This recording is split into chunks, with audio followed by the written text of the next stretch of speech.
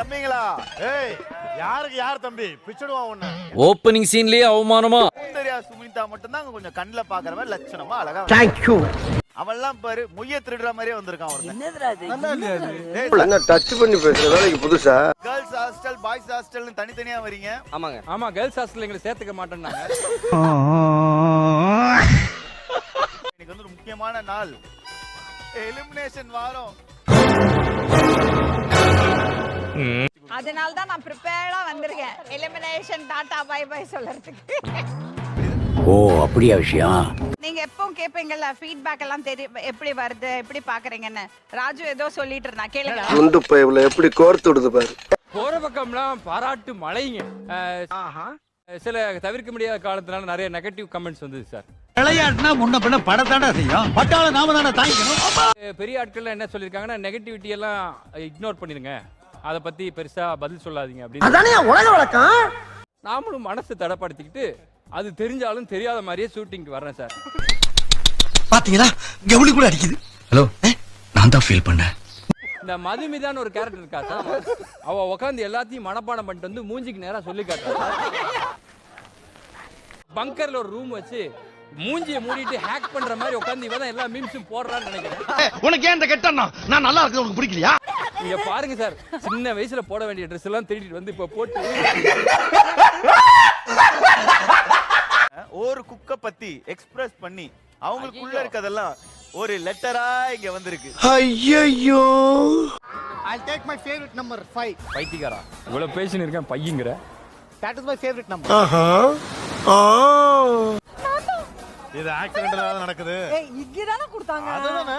என்னால நம்ப முடியலையே. கோமாளியானா. எனக்கு சொல்ல 5 நான் விட்டு கொடுத்துருக்கேன். இன்னும் பயப்படாதீங்க, கிரெஞ்சி வரவும் முடியாது. ஏன் இது எழுதின கோமாளி உங்களுக்கு வந்துருவாங்க. அப்புறம் எதுக்கு அந்த லெட்டரை படிச்சிட்டு கிளிக் தூக்கி தூர போட வேண்டியதானே? கொஞ்சம் ஓவரா தான் போய்கிட்டு இருக்க நீ. You are one of the most genius and sensitive person. உன் சமையல சாப்பிட்டா பறந்து போகும் டென்ஷன். என்னடா டயலாக் இது? எவன் எழுதி கொடுத்தானே அது இப்படி பேசிட்டு போறான்? சமையலறையில் நான் உப்பா தொடப்ப கட்ட. எப்பவுமே பசங்க ரொம்ப எக்ஸ்பிரசிவா இருக்க மாட்டாங்க.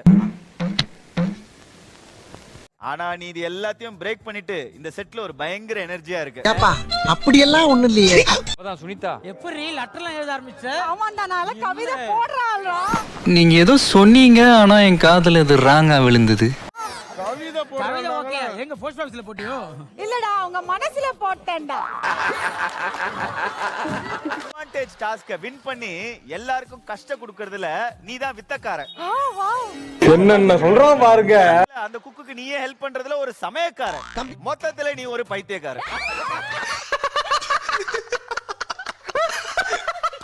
பைத்தியக்கார வார்த்தை யார் யூஸ் பண்ணுவா? ஐயே, வாயை பாரு. நான்டா. இதெல்லாம் ஒரு பெருமையா பாஸ்? எனக்கு பெருமடா எருமை. எனக்கு உன் மேல அளவுக்கு அதிகமான அக்கறை. உன் ஹார்ட் ஒர்க்கால தான் நீங்க வந்து நிக்கிற.